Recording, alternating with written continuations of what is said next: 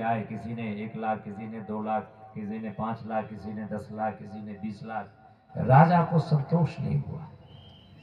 उन्होंने मुनादी करवाई चारों तरफ, इस हीरे की कीमत वास्तविक बताने वाला कोई चाहिए। तो एक जौहरी आया, उसने कहा इस हीरे की कीमत 99 लाख है। तो राजा ने पूछा 99 लाख क्यों? 1 लाख और जोड़ दो तो 100 लाख हो जाए, 99 लाख ही क्यों?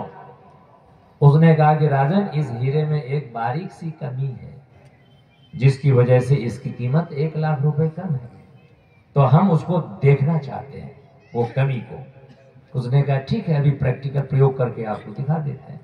एक टेबल मंगाया गया, बीच में हीरा को रख दिया, ऊपर से उस पर लाइट दी गई। तो हीरे पर जब लाइट पड़ती है तो रिफ्लेक्शन होता है, किरणें परावर्तित होती है।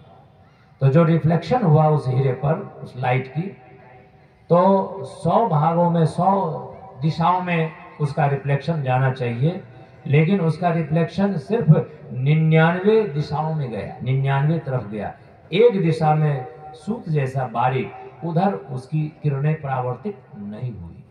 जौहरी ने कह दिया कि राजन, यही एक छोटी सी कमी है इसमें, जिससे इसकी कीमत 1 लाख कम है, नहीं तो ये 99 लाख नहीं 100 लाख का हीरा होता है।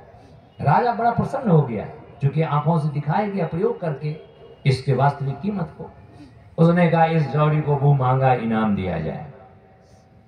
तो राजा का जो महामंत्री, पहले जो महामंत्री होते थे बड़े समझदार हुआ करते थे, बड़े ज्ञानी हुआ करते थे। उस महामंत्री ने कहा कि राजन, वास्तव में ये जौहरी बहुत ही बुद्धिमान है, तीक्ष्ण दिमाग है, प्रतिभा के धनी है, इसको मुंह मांगा इनाम मिलना चाहिए, परंतु मेरी तरफ से इनके सिर पर एक मुट्ठी राख डाल दीजिए। तो सबको बड़ा बुरा लगा, भाई इतना बड़ा विद्वान जिन्हें पुरस्कृत किया जाना चाहिए, और आप कह रहे हैं कि सिर पर एक मुट्ठी राख डाल दें, इससे तो इनका अपमान होगा, आप ऐसा अपमान क्यों करना चाहते हैं इस व्यक्ति का?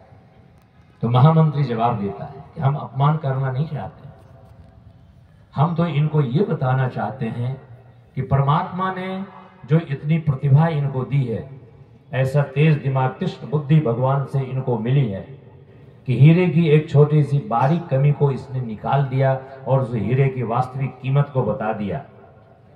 यदि ये तेज दिमाग, ये तीक्ष्ण बुद्धि, अपना ये टैलेंट, अपनी ये प्रतिभा अपने आप को जानने में, आत्म कल्याण, लोक कल्याण करने में लगाया होता, केवल पत्थरों की जांच परख में ना लगा करके जन कल्याण के लिए लगा होता, तो ये आज महामानव, महापुरुष, देव मानव बन गया होता। लेकिन इन्होंने अपने उस प्रतिभा का उपयोग सिर्फ पत्थरों की जांच परख में लगाया। भगवान की दी हुई ये प्रतिभाएं केवल सांसारिक वस्तुओं की जांच परख में, पत्थरों की जांच परख में लगाया, इसलिए मेरी तरफ से इनके सिर पर एक मुट्ठी राख डाल देनी चाहिए।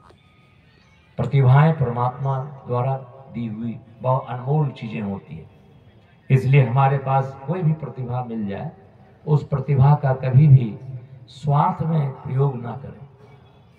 प्रतिभा परमात्मा द्वारा प्रदत्त अनमोल उपहार है, इसलिए परमात्मा की इस बगिया को सुंदर बनाने में अपनी अपनी प्रतिभा लगाइए, अपना अपना योगदान लगाइए। कहा जाता है बूंद बूंद से तालाब भर जाता है। हर व्यक्ति की योग्यता युग निर्माण में, समाज के निर्माण में, अवनव निर्माण में लग जाए तो धरती पर अतिशीघ्र युग निर्माण हो जाए, सतयुग आ जाए। इसलिए आज प्रतिभाओं को आगे आने की जरूरत है, आगे बढ़ करके समाज को सही दिशा देने की जरूरत है। तो ऐसे ज्ञान, ऐसी जानकारी, ऐसा मार्गदर्शन, ऐसे सत्संग के द्वारा हम सबको प्राप्त